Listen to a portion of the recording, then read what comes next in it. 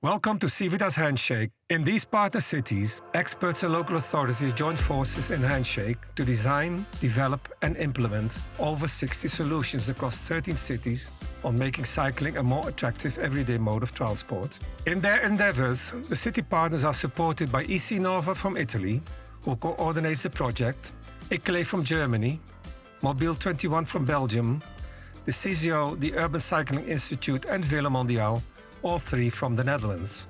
The solutions that the cities worked on may be multifaceted or interconnected, but each solution fits into one of four categories of activity that help drive the performance of successful cycling cities. My name is Pascal van der Noord from Velo Mondial, and I will be your host on this trip. Meander with me through the cities, finding out how cycling is organized, what has been achieved, and what the future will bring. Today we will visit Bruges. Bruges is not only Belgium's most picturesque cycling city, but according to some specialists, even from the whole world. With a 42% modal split, bicycles are the second most used means of transport for commuting to work or school. Bruges aspires to remain as one of Belgium's leading cycling cities and to become an example for other local authorities to follow.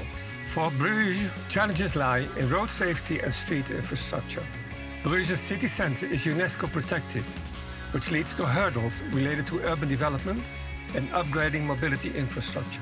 Cycling in parts of the historic centre can be uncomfortable due to extensive cobblestone paving, but there are weak links in the bike network and connections to the suburbs. Here in the city of Bruges, I'm in the company of Bart Slabbink, policy advisor to the mobility department of the city of Bruges.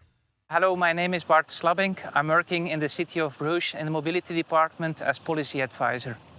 During Handshake, one of the flagship projects we developed was in the train station area. As you see, it's a crowded crossing, crossing the ring, also 3 black spots, dangerous crossings. What we want to do is to make underground tunnels to make a safe crossing for both pedestrians and cyclists, to connect the train station area with the historical city centre. The concept is quite innovative.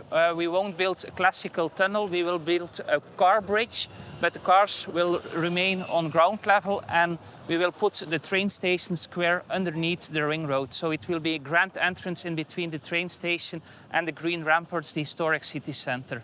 The city of Bruges is already a cycling city. We already have an extended cycling network, but around our city centre, the cycling network is showing more and more weak links. We, for example, have this cycling track, bi-directional cycling track, and it has just a width of 2 meters. But in rush hour, we have more than 400 to 600 cyclists. So this cycling track is getting too narrow. And the solution we found in the FR30 survey is to transform the adjacent street into a cycling street. And so we not only can facilitate more cyclists, but we can also expand the green ramparts, the green belt around the city centre.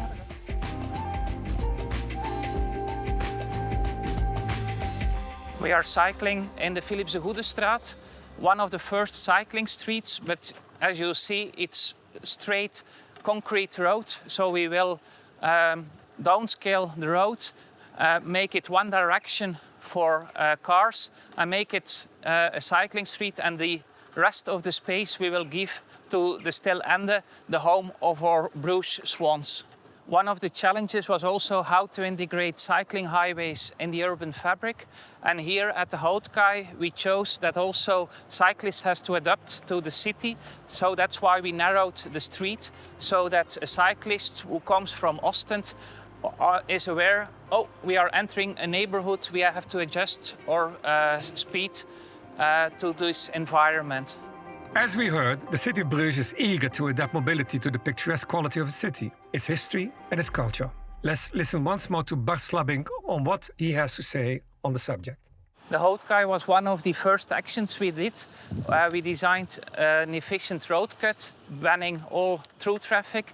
And the next step we are doing now is transforming the street into a cycling street, giving back the cycling track to the pedestrians who can jog, run along the waterside. Bruges is downscaling the car infrastructure, giving more space to pedestrians and cyclists. Cars can be part of the city, but they have to adjust. Cars are guests in the city. The city of Bruges is perhaps the most picturesque cycling city in the world, I guess, and we of course want to keep it. Here we are at a prime example at the ramparts with our mills, and the solution we came up was to make a double cycling structure. Here the more slow recreational cyclists, and alongside the ring roads we will build a bi-directional cycling track. This way we will integrate the cycling infrastructure in the natural and rich cultural history of the city.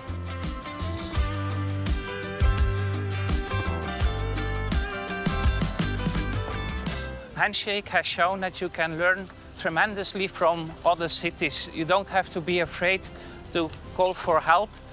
Instead, we can learn. Every city has the same problems, so we can learn a lot from the cycling community. Cycling in Bruges is pleasant, and considering its plans, also in good hands. Bruges will develop neighborhood mobility plans which will strengthen the already existing 30-kilometer zones in most of Bruges' neighborhoods.